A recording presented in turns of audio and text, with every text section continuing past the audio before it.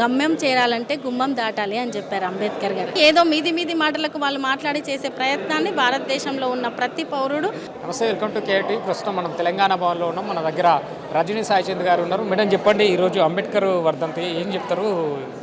ఇప్పుడు అంబేద్కర్ గారి గురించి మీరైనా నేనైనా ఈ భారతదేశంలో ఉన్న ప్రతి ఒక్కరూ చెప్పేది అంబేద్కర్ గారు చేసిన సమానత్వం కోసం మనకు కల్పించిన హక్కుల గురించి మాట్లాడతాం.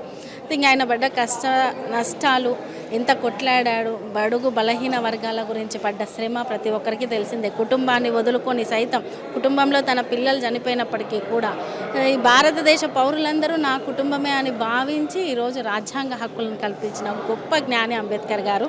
ప్రపంచ జ్ఞానిగా కీర్తింపబడుతున్నారు. కాబట్టి ఒక్కటే అండి, ఈరోజు నేను బయటికి అడుగు పెట్టి ఇంత ఇదిగా ఈ వ్యవస్థలో కొట్లాడుతున్నా అంటే అంబేద్కర్ గారు కల్పించిన రాజ్యాంగ హక్కులో భాగమైన స్త్రీకి సమానత్వ హక్కు అనేది రాజ్యాధికారంలో భాగం ప్రతి ఒక్కరికి తో పాటు స్త్రీకి ఇచ్చిన హక్కు కాబట్టి ఒకటి గమ్యం చేరాలంటే గుమ్మం దాటాలి అని చెప్పారు అంబేద్కర్ గారు. కాబట్టి ఈరోజు ఒక గమ్యాన్ని చేరడానికి హక్కును కల్పిస్తూ ప్రతి ఒక్క మహిళలకు హక్కులు కల్పించారు, కార్మికులకు హక్కులు కల్పించారు, ప్రతి మనిషికి కల్పించారు హక్కుల్ని. ఈరోజు అంబేద్కర్ గారు ఒక కులానికో, ఒక మతానికో, ఒక జాతికో, ఒక ప్రాంతానికో పరిమితమైన వ్యక్తి కారు. హక్కుల గురించి మాట్లాడే ఎవరైనా అంబేద్కర్ గారిని తలుచుకోవాల్సిందే.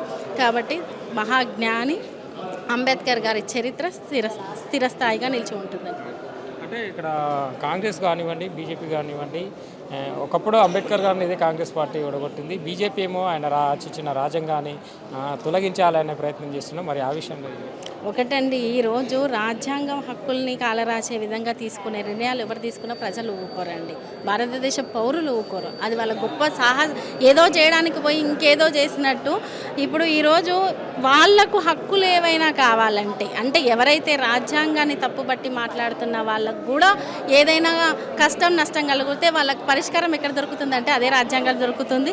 కాబట్టి అవన్నీ ఏదో మీది మాటలకు వాళ్ళు మాట్లాడి చేసే ప్రయత్నాన్ని భారతదేశంలో ఉన్న ప్రతి పౌరుడు ఖచ్చితంగా రాజ్యాంగాన్ని పరిరక్షించడము అంటే మనల్ని మనం పరిరక్షించుకోవడం అనే అర్థం. ఖచ్చితంగా భారతదేశంలో ప్రతి ఒక్క పౌరుడు రాజ్యాంగం జోలికి ఎవరు వచ్చినా కొట్లాడతారు. అంటే దాదాపు మనకు స్వతంత్రం దాదాపు 80 సంవత్సరాల దగ్గరలో ఉన్నాం. అట్టడుగు కులాలన్నీ, అట్టడుగు వర్గాలన్నీ రాజ్యాధికారం వైపు వెళ్ళాలని ఆయన కోరుకున్నారు. మరి ఈ ఎస్సీ, ఎస్టీ, బీసీ అట్టడుగు కులాల కన్నా అన్నిటికీ రాజ్యాధికారం దక్కిందని అనుకోవచ్చా?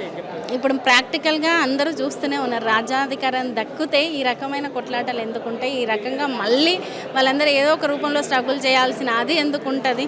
కాబట్టి రాజ్యాధికారం దక్కాలి అని చెప్పేసి నిరంతరం కొట్లాడుతూనే ఉన్నారు.